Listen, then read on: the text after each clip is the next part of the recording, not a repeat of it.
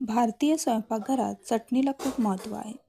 ती लहानशा वाटीत असली तरी तिचा उपयोग खूप मोठा आहे. चटणीमुळे अन्नाची चव वाढते आणि जेवण स्वादिष्ट होते.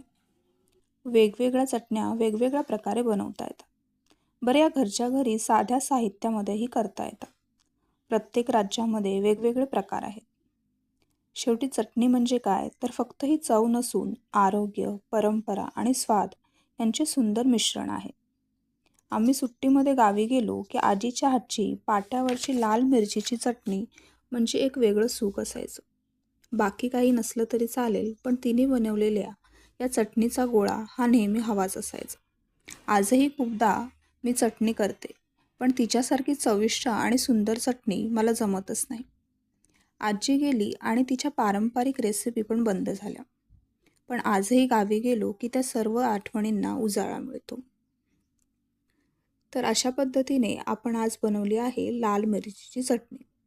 तुम्हाला कशी वाटली कमेंट करून नक्की सांगा. पुन्हा भेटू एका नव्या उपक्रमासोबत. धन्यवाद.